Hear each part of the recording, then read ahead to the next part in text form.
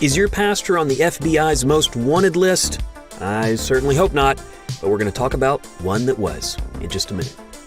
www.freegrace.in. Hi, I'm Lucas Kitchen. Thanks for being with me. This is More to the Story. You can subscribe to this show and our other shows by going to www.freegrace.in.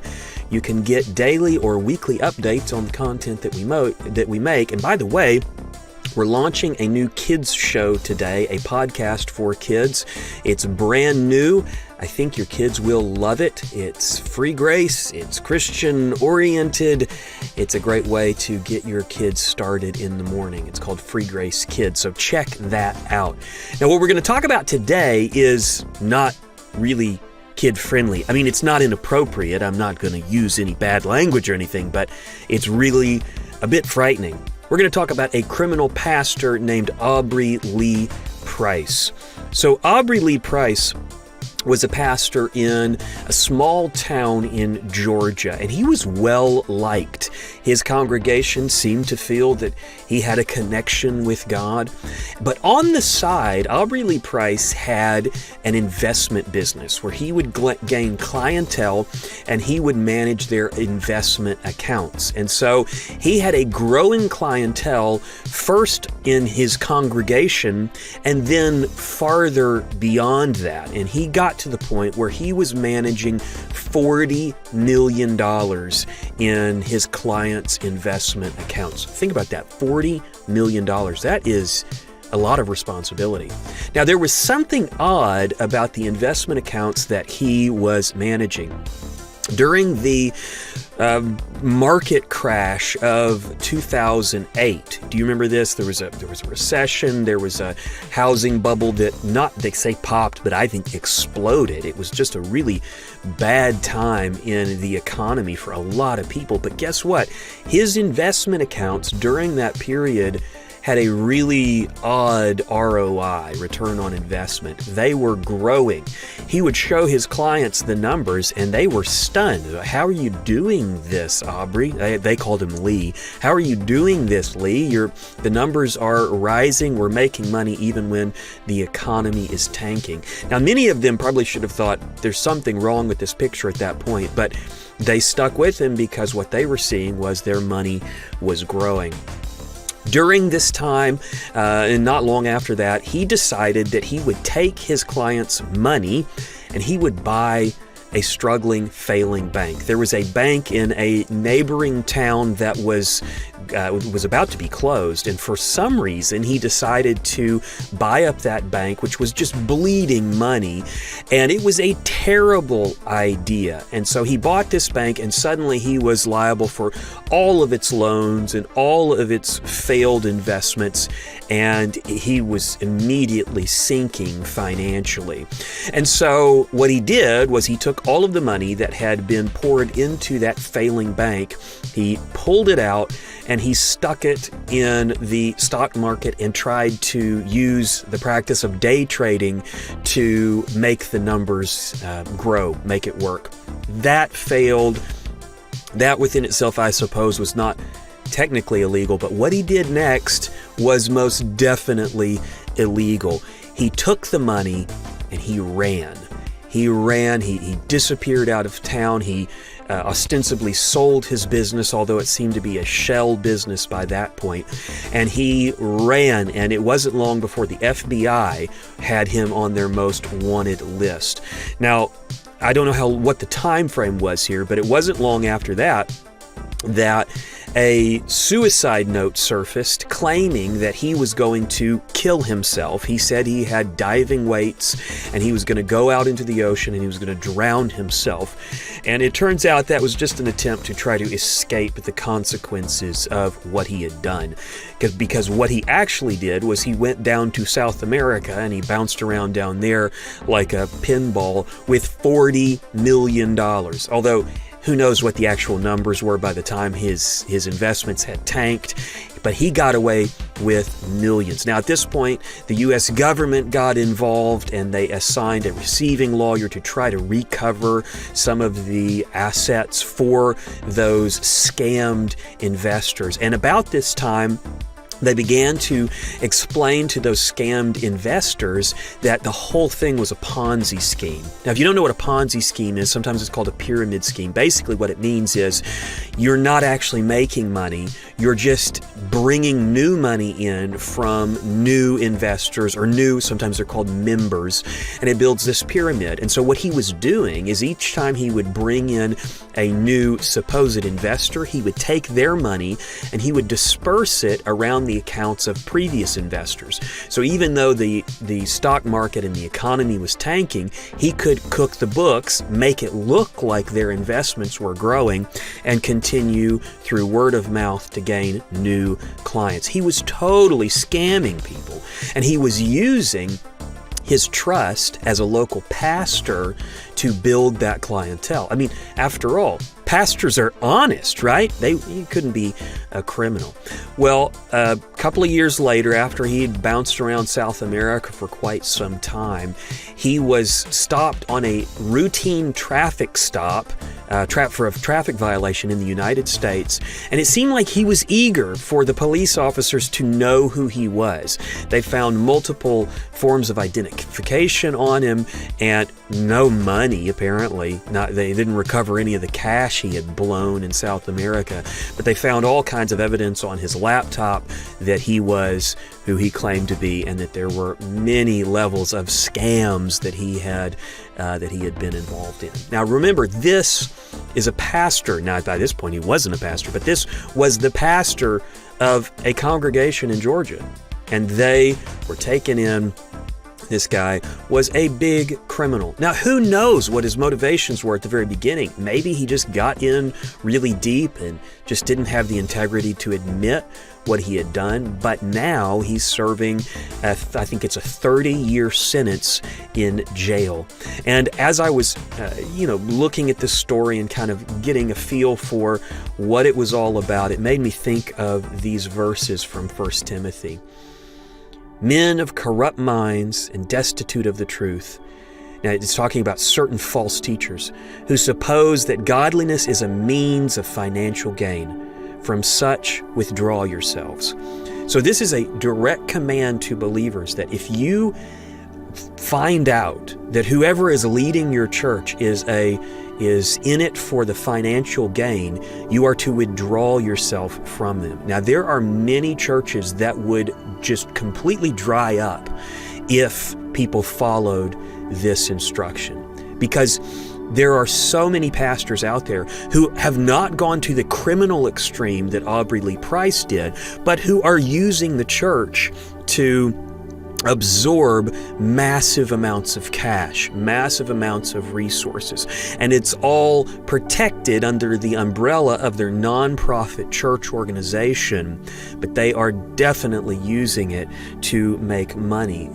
Paul tells us to withdraw from leaders like that. He goes on to say, now godliness with contentment is great gain. You see what he did there? It's kind of a swap. He said they're trying to make financial gain, but he says godliness with contentment is great gain. For we brought nothing into this world, and it is certain we can carry nothing out. And having food and clothing, with these we shall be content. Wow, he sets the bar pretty low here, that we ought to be content with a very small amount of resources. Notice this part, those who desire to be rich shall fall into temptation and a snare. Now, we don't know if Aubrey Lee Price's motives were good at the beginning or not. I've never talked to him. I don't know how to get a hold of him. I guess I would talk to him if I could, but he's in jail right now, so we don't know what his original intent was. But notice what this says is that if you desire to be rich, that desire is going to drive you towards various things that are going to cause all kinds of trouble in your life. It will begin with temptation, and there will be snares. And that will draw you into many foolish and harmful lusts. Lusts aren't for your fun. They will harm you. Now, that's not just lust of the flesh, but lust of finances. For the love of money is a root of all kinds of evil. Notice it doesn't say it's the root. It's not the only root, but it is a root. It can lead to all kinds of evil, for which some have strayed from the faith in their greediness and pierced themselves through with many sorrows. Now, here's the amazing thing about Aubrey Lee Price, is that if he at any point in his life believed in Jesus for the free gift of everlasting life, he has it and he can't lose it.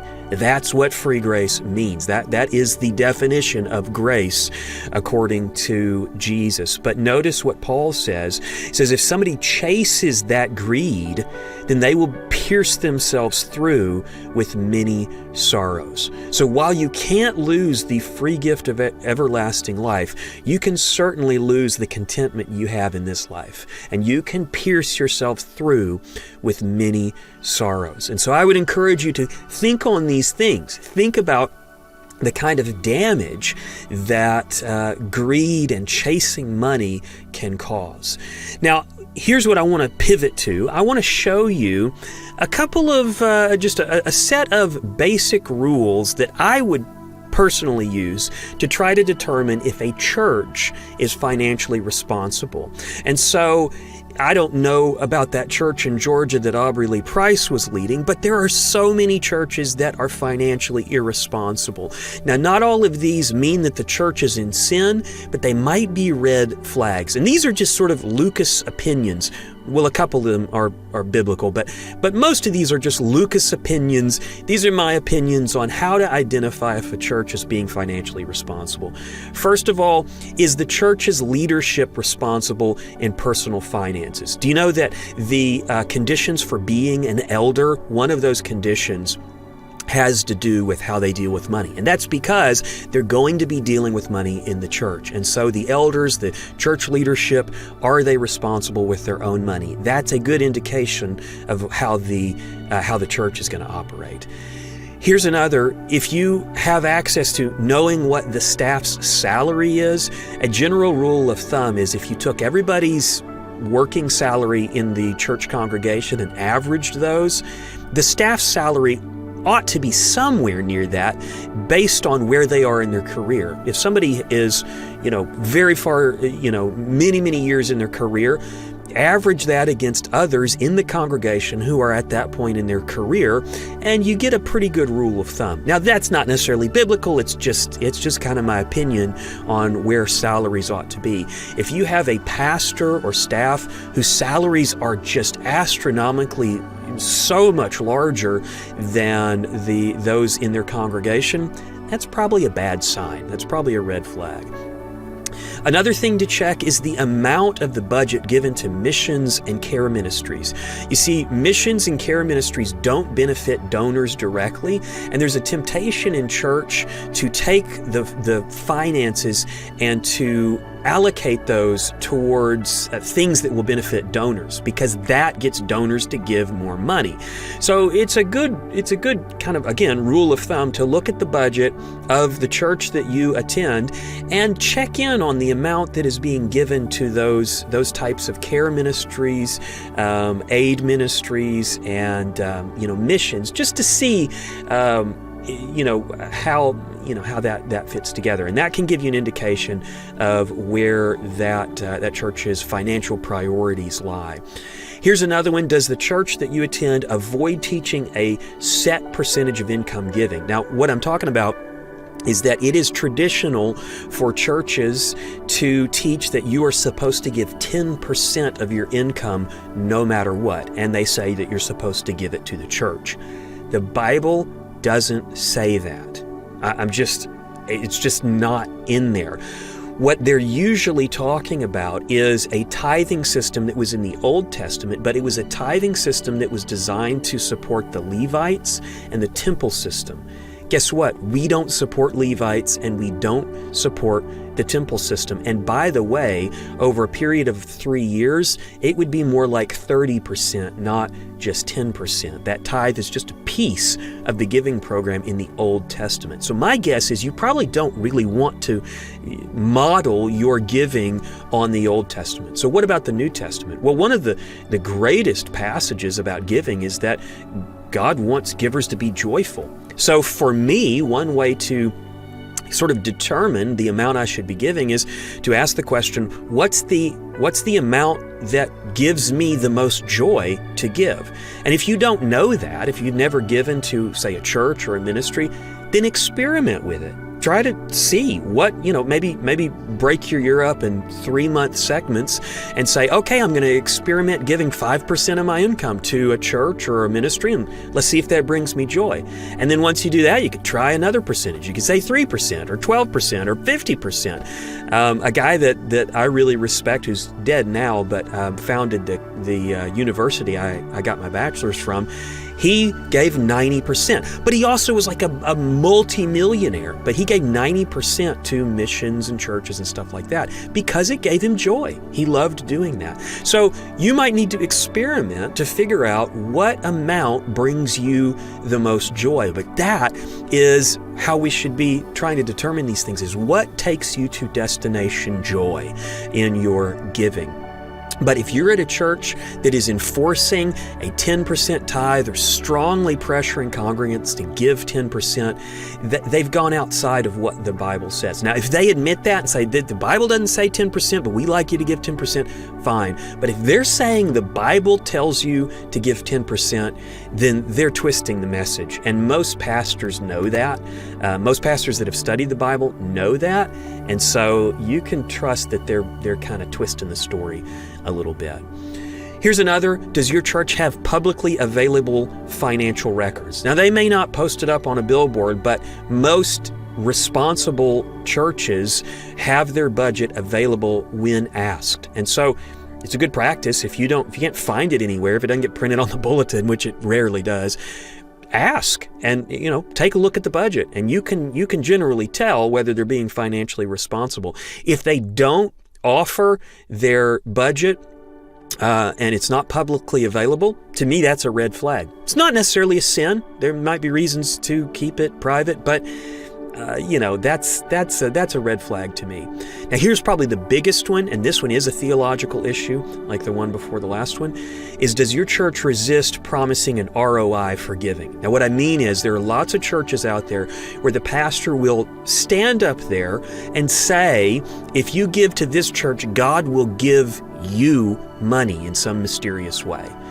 Sometimes we call this wealth teaching, but basically the idea is that if you give money to the church, then you're gonna get that money returned to you in some mysterious way 100 times over, 1,000 times over, whatever. And then when that doesn't happen, that pastor would then blame you because you didn't have enough faith. You gave the money, but you didn't have enough faith.